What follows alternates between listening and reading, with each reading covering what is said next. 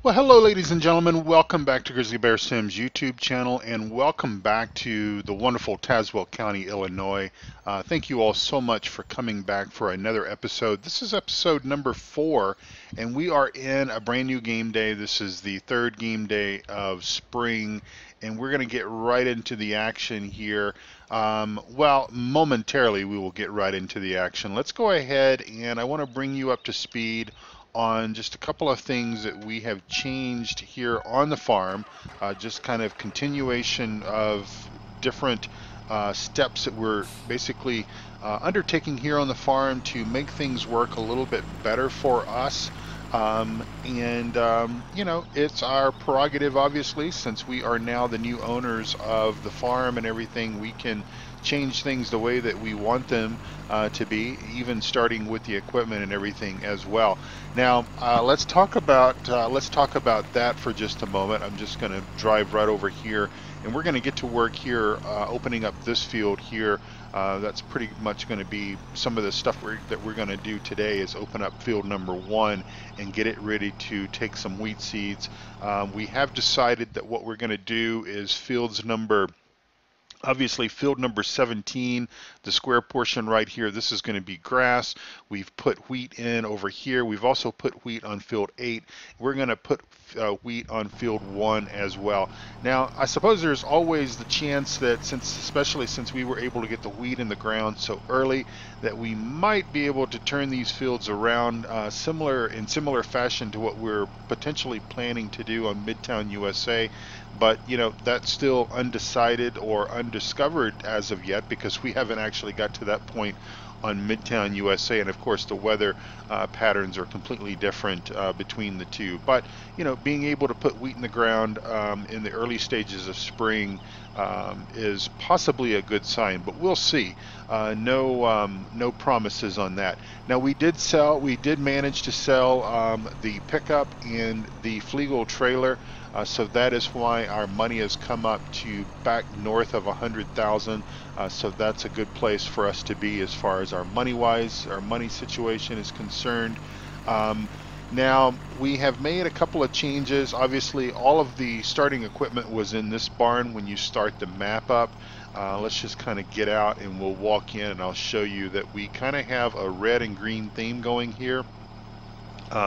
Yes, ladies and gentlemen, I did pick up a new John Deere tractor, and we're kind of determining whether or not this one is going to end up replacing our 7530 premium John Deere. So most likely we will settle down to just one John Deere on this map when this is all said and done. This was basically a new one that I saw, 7280R. It actually has more horsepower than the 7530 does, and it's got this nice matching front loader. So that's on my mod spreadsheet, by the way, if you're interested in that. And then, of course, here is our collection of our 3 big case tractors, starting from the 1455 and on up to the big daddy there. And we've got our semi parked in here as well. So obviously red is one of our favorite colors, and I suppose green is always one of my favorite colors on any map that I play. Alright, so let me show you the progress that we made around back to basically the yard. If you remember, we were staging equipment in field number 1, and that was one of the reasons why we have not been able to basically open this field up as far as getting it plowed and getting it ready for seed and everything, is because we had been using it as a storage, sort of as an equipment lot where we could bring in the tractors and everything and park them there. And as I have said before, I'm of the sort of was raised that everything has a place, everything goes in a shed and everything. Now, obviously, these trailers are going to set out there fine. We've been trying to keep the cover on the grain tipper there, but it automatically unfolds because of the tanker there. So this first pole barn, this was erected just a few days ago, and I showed you this in the previous episode.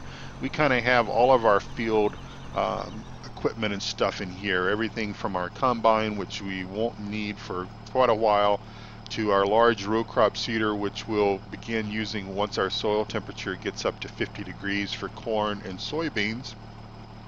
And then also we've got our auger wagon there. We've upgraded the auger wagon to the large one there from the big bud pack.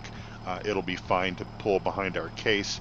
And then we've got our cultivator, our plow, and then our other seeder, our other Amazon seeder there that we had for planting grass and wheat. And then in the second pole barn, this one is kind of dedicated to mowing and all the grass work, hay work, and a few extra bits of storage and everything can go in here as well. So those are really nice additions to our farm, to the setup and everything, and of course it will help us keep things better organized as well as keep things protected. We can bring equipment in around here and basically wash it. We've got a pressure washer over here on this side of the farm as well, and again there's our trailer storage and stuff. It would be nice, I suppose, if we had a gate that could basically get us from this side of the farm over to the other one, but that is okay. Beggars can't be choosers, and if need be we can always put a gate or something in at a later date. Obviously I can't do that because I don't monkey around with Giants Editor, but you know, just for the storyline and everything, we could certainly do that. So actually, yeah, we need to go back. We need to go back over here and grab the big case. We're going to go ahead and open this field up. Like I said, we're going to plow this field this morning, this episode, and get it ready to basically then come along and fertilize and then seed wheat into that field. Now we're just going to park the pickup right there because parking it anywhere else most likely will just be in the way. Now this is a nice feature. Obviously this came on the map, and this allows us to work on our vehicles out here if we want to. Oh, one other enhancement that we have made to the farm was we did order and install a silo back here. Now the purpose of this silo is for storage of hay pellets, and so we're gonna try that with our livestock, with our cows, and see if we can increase their productivity and everything by formulating a special mix of hay and water and some molasses and everything, and see if we can increase their milk production. And we're going to try that and see how that goes. So we've got some equipment that is yet to arrive, but that's okay because we don't have any we don't have any hay to pelletize at the moment, so no worries about that. So let's go ahead and get in our big case, and we'll go back around over to the equipment yard and basically start getting that field opened up. And then probably once we do that, then we will go ahead and I think we're also going to get a batch of pig food mixing. Our animals are very, very close to being here on deck with us.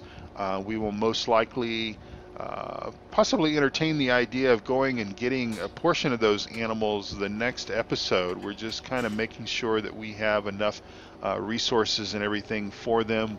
There was quite a few left over from the year previous, and so there was also the feed store, and all of those facilities have plenty of feed and stuff as well to sustain us until we can begin producing our own, which will be still some time to go, obviously, because it'll be a while before we can get soybeans in hand, and also corn, which we'll need for pig food. But like I said, we have a little bit of that left over, and quite honestly, it's not I wouldn't want to sell it for to the grain stores for human consumption at all.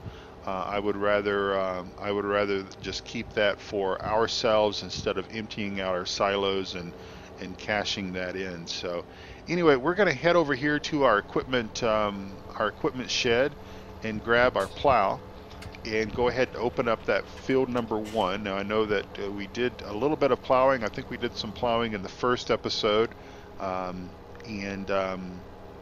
yeah, so we're going to do a little bit more. It's all got to be done. It's all things that, let's see, what did I It's right over there. So let's back in there and see if we can get hooked up to our wonderful plow.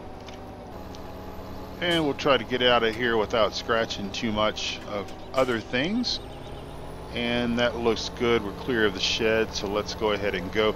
We're still contemplating whether or not to put in a dirt path or a gravel path.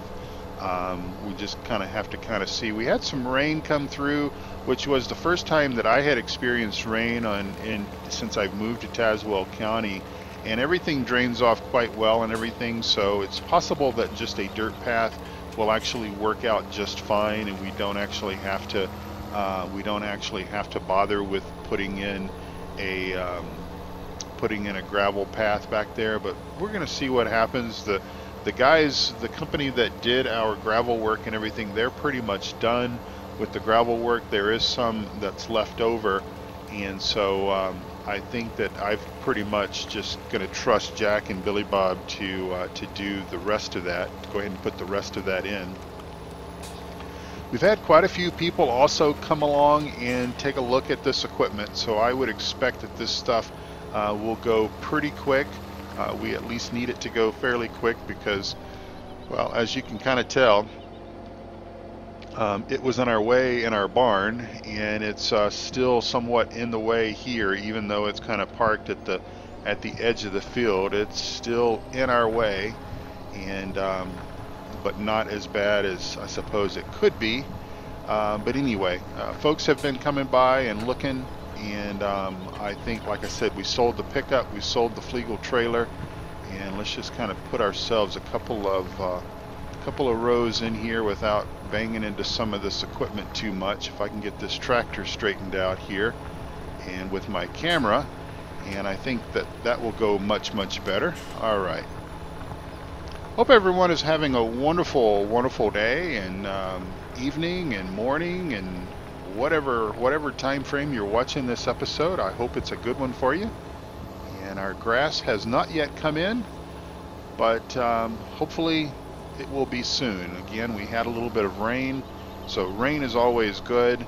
And if we can just get these soil temperatures up about 9 more degrees, we can then begin working with our corn and our soybeans. And of course, I've talked about this before, and I think in the very beginnings of the seasons mod, I may have inadvertently said that you had to wait until this minimum soil temperature was up where it needed to be for those particular items. You can certainly plant sooner, so we actually could if we wanted to, although 9 degrees, I would still consider that to be a bit of a gamble. Again, don't forget, I've had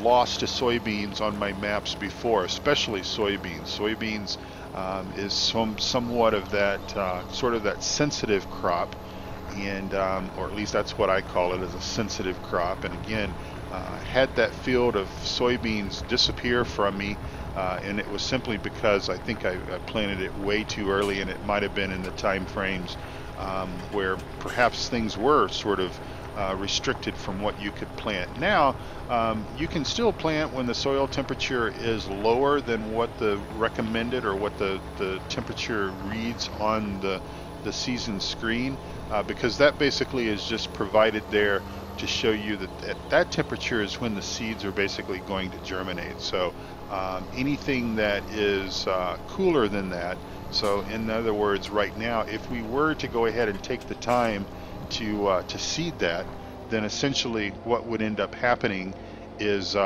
basically the seeds would just set in the ground. They're not going to do anything because basically the temperature is not there yet for them to officially do anything, germinate and begin to grow. So we might as well, there's no harm, no foul in waiting a few extra days. I think that's really all that we're talking about, is a couple of extra days.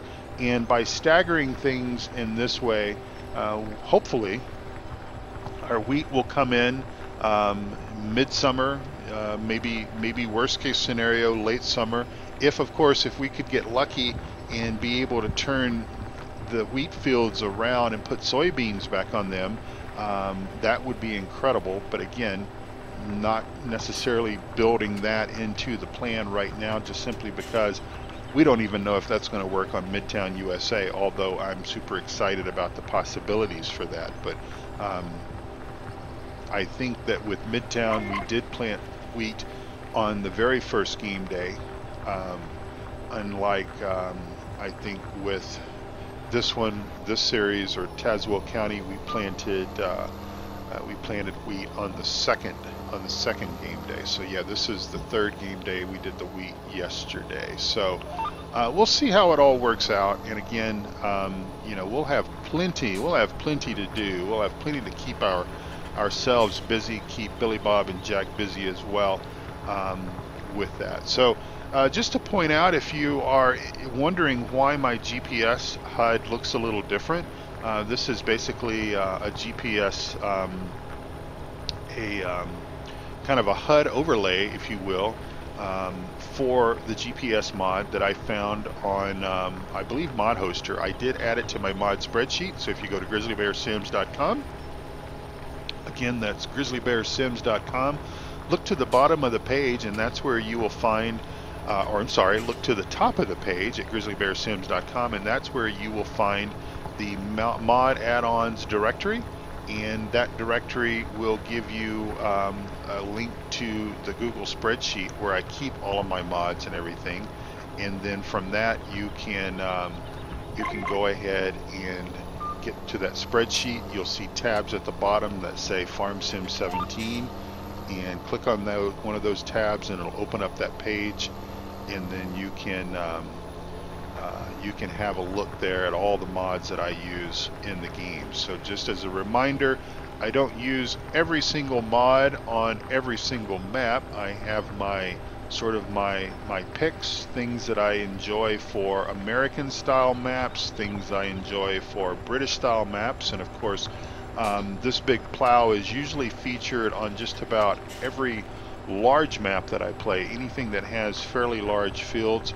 And truth be known, I often use this plow even for off-camera work on maps and stuff that I wouldn't ordinarily show this plow on, just because, as you can tell with its width, it is a plowing machine, it is a plowing beast. And so doing some off-camera stuff, even on Thornton Farm, it was a tight squeeze to use this plow on some of the fields, but I did it in an off-camera situation again because you know, you guys aren't seeing any of that, and so I am, obviously, and I needed to get some work done, and I needed to get the work done in relatively quick fashion, and so it works out quite well for me to be able to do that. So I know some of the other YouTube content producers use similar tactics as well for off-camera work, because again, we need to try to push things through a little quickly.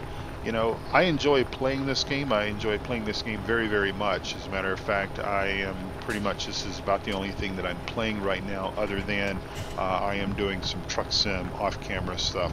But you know, to produce a series, as I've talked about before, there is quite a bit of time off-camera gameplay that still goes in. And you know, while I still, even if I'm playing off camera, I like to have the level of immersion and the realism and everything, but sometimes at the end of the day, I need to be able to do things rather quickly to be able to set things up for the next episode, the next thing that you guys are going to end up seeing. And so having said that, sometimes being able to do something like this by using a slightly larger plow, in the example of what I gave just a few minutes ago, basically works to my advantage, which works to your advantage, because that means you get to see content a little bit more quicker than you might normally do. Alright, so I think one more pass is going to pretty much get this field ready to go. Now, if you watched Eustace Farmer's preview of version 2.0 of Tazewell County, he pointed out that in this area of the country, farmers don't typically, or don't always, as a general rule, plow their fields. Basically, he had alluded to the fact that some research had been done and they hadn't necessarily been able to weigh the effort and the time and all of that kind of stuff with the increased level of productivity that one might get from freshly plowed fields. The map author then replied in and spoke a little bit about, well, some of that has to do with the fact that in plowing fields, you're basically opening those fields up to greater chance of soil erosion and such by, let me back up just a little bit. Soil erosion and such, and so that's kind of what the battle is, I think, in these areas, is that the limited amount of fresh tillage and everything that they do with the fields, if that's even a phrase or a word, helps to increase the loss of soil. So essentially going from in the spring, I'm assuming that they probably either direct seed, no-till seeder, something like that, and then once the crop is harvested, they're leaving the fields in that state again to try to protect from soil erosion or loss of soil due to winds and such as that. So, but we are going to plow. We've left periodic plowing turned on just for the additional yields, and it's just kind of something that, even though I have said before that plowing is something that I don't typically enjoy doing a whole lot of, it's not that bad of a deal, especially if you have some trusty course play workers that will help you and don't mind doing some of the work for you. So we're just going to grab this one little strip right over here, and then we are going to go ahead and park this tractor, and we're going to grab our smaller, one of our smaller cases, or maybe a John Deere. Maybe we'll use that smaller John Deere so you guys can see and hear that thing in action. It's got some nice sounds to it, and like I said, it's got the matching bucket and such as well to go along with it. So we are done with GPS for now, so we'll just go ahead and leave this tractor parked right here. One of the boys will come along momentarily and park that guy, and then of course go ahead and put our fertilization layer down and begin to go ahead and seed that field with wheat, because that's what we're wanting to put in there. So yeah, we will go ahead and take the new 7280R John Deere tractor. Now this is a Europe model, so just kind of ignore that for realism's sake and everything. I just really like the textures look nice, and maybe the textures aren't as nice as a 7530 Premium, but it's just something, it's new, and I just kind of wanted to give it a try here and see if it would be something that might be an enjoyable swap out from the 7530. We will see. Time will tell whether that will be the case. All right, so in order to mix pig food, and let me just I'll tell you what, let's go ahead and get backed up to the tipper here, because we're going to need our little tipper here. And I haven't upgraded this tipper simply because normally I would have this would have been probably one of the first things that I would have changed out on the map, is the size of the tipper, and I would have probably went with something a little bit larger. But we are not going to cart grain from the fields with this tipper at all. This tipper is mainly and only going to be used for perhaps going and buying bulk seed or bulk fertilizer in 12 to 13,000 level amounts, or it's going to be used here on the farm in the purpose in which we're using it now today, and that is making both mixed rations for our cows, feeding our cows mixed rations, and or mixing and making our mixed pig food here. So this is our pig food mixing station here. We need corn, we need soybeans, and we need water. So let's go ahead, and we need to drive back around to the other to the other side of this pole barn here so that we can get to our grain elevator. And we will go ahead and get some corn first. And I went around the wrong way, but that's okay. I'm still learning my way around here, as you can kind of tell. So we're just going to try to drive around in circles and make the best out of this here. So here we go. So let's see, what we're going to need here is some soybeans. Let's go ahead and put soybeans in first. We'll go ahead and fill this up with 12,000, I think it's 12,500 or 13,500 liters of product that this little tipper will hold. And I'll try to remember that the next time we fill it, because when I was going through and editing the episode that we went and purchased some dry fertilizer, I basically kept misquoting the size that this tipper was. I think I kept calling it either 14.5 or 13.5 or something, and can't remember what it settles out to be, but we'll find out here momentarily.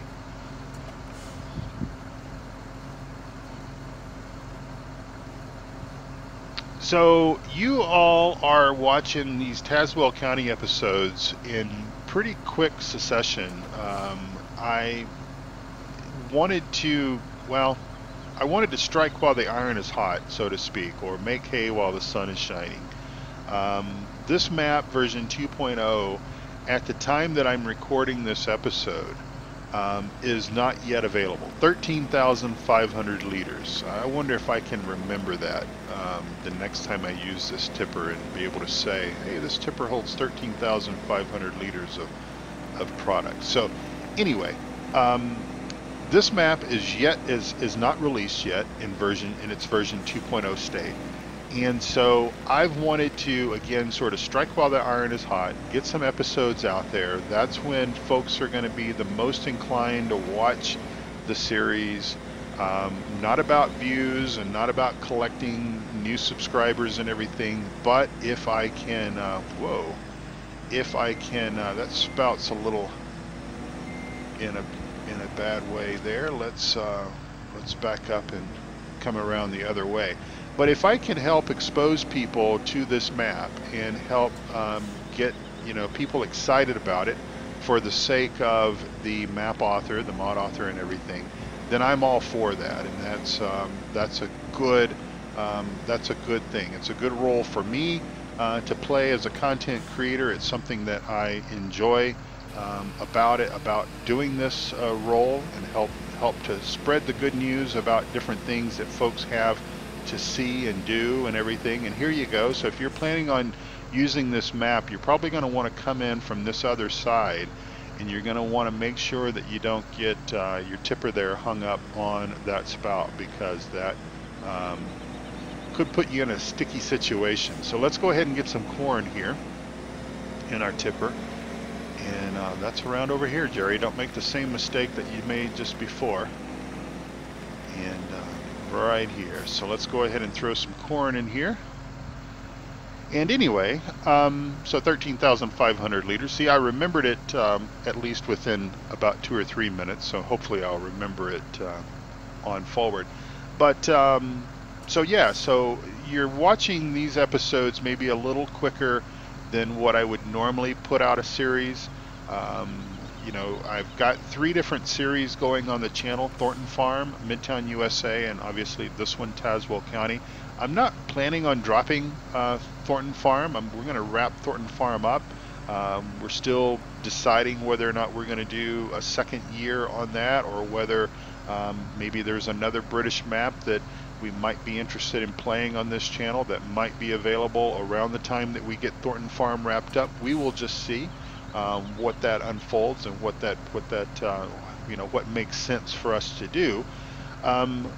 But I want to get some of these videos out, so I'm basically recording this episode on the 16th of January. You guys are probably going to watch this fairly soon, so I've kind of put some of the other videos, or the other series, Midtown USA and Thornton Farm, I've slowed their release down their release schedule down just a little bit, just to make a little bit more room for you to be able to watch more episodes of Tazewell County until the map gets released. And then once the map gets released and everybody starts playing it, you know, that does have a little bit of an effect on the viewers, the number of viewers that are watching our videos. And I think that probably everybody probably sees this, even some of the bigger name YouTube content providers probably sees a little bit of a reduction with their viewers and everything on some of these maps once they've basically been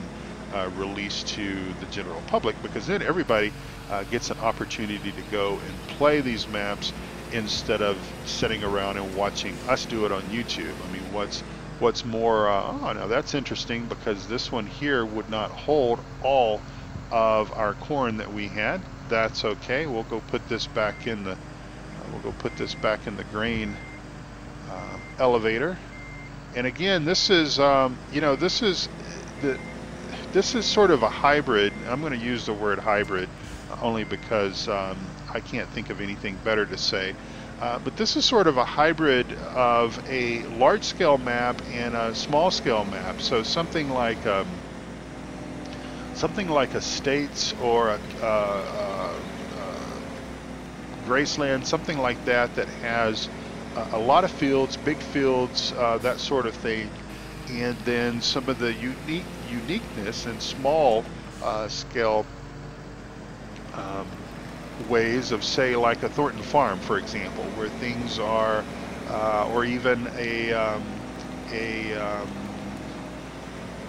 Coleborough Park Farm, something like that, where you've got a small, you know, you've got small stuff that you have to work around, you have to drive around, you have to maneuver around, yet you've got some, you know, jumbo fields to actually have to work and take care of. But that's just a bit reminiscent of that, especially trying to get the tipper and stuff in and around and various places. So I'm not going to worry about necessarily putting that under the grain spout there, because, well, that's just kind of where the trailer wanted to go, and we aim to please at everything. And so I was talking, and if you've watched my channel for any length of time, you know that well, you know that I do better backing up, especially if I've got a trailer attached. I do better backing up if I keep my mouth shut, if I stop talking, as I think was maybe the case with episode number 2, where I managed to back the pickup and the tipper with the fertilizer around. And I said I was going to edit the video and not make you all painfully watch my backing up, because I wasn't very confident of myself, especially backing up the tipper with the pickup, but managed to do it just the same. So here's where we can get some water for our water tanker here. Now again, normally I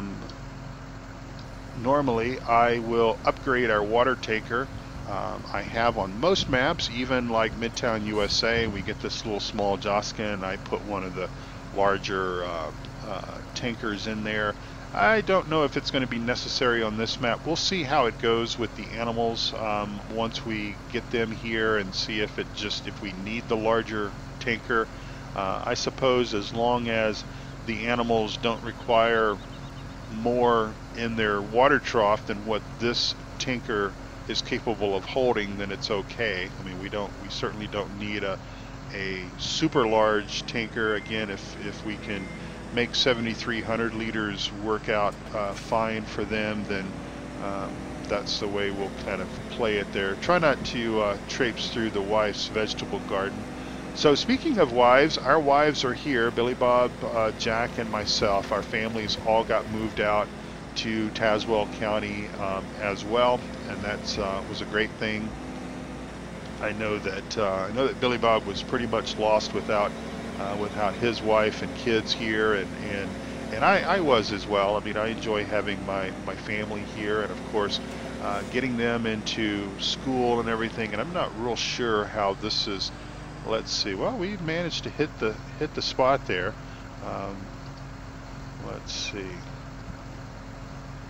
There we go. I guess that is filling the water up. Is that filling our water levels up? It is. So that's as close as you need to get there. Obviously, we don't have dynamic hoses with this particular tipper, but I think if we were to upgrade, we might have. I think I saw on Eustace's Eustace Farmer's preview of this map that I think he showed dynamic hoses. So that might be something that we'll look into. Again, it kind of depends on how much some of these troughs and everything are going to take. If we need the larger capacities, then we'll be bringing in, where's our universal? Probably either this guy or maybe this guy here. So 10,000, probably not that worth the bump there. What is that guy worth? I don't want to introduce that because that's not the style of truck that we would have here. So probably this one here at 22,500 would do fine. All right, so we're going to go ahead and get this little Joskin backed up, and this is one of those situations of a short trailer that is often difficult to back up, at least for me, and at least while I'm talking and sitting here gabbing. And I just realized that this episode has gone about 35 minutes, but you know something, 5 minutes here, 5 minutes there. I know that a few of the episodes that I have created up to this point, and I don't know if we have to put fuel. I don't think we have to put fuel in that, but we're going to park the Joskin back where it was there, just because it's kind of out of the way. And if we've got to put fuel in there at some stage, then we'll move this out of the way, but I don't think we do. But anyway, 5 minutes here, 5 minutes there. I know some of the videos have been kind of shorter. Others obviously are longer, so I think as long as we've got things to do and as long as we can kind of keep moving the chain, so to speak, in the gameplay and everything, then I think that will be just fine. So without further ado, I'm going to go ahead and wrap things up and say thank you all so much for watching. I appreciate you guys watching my videos, watching my channel.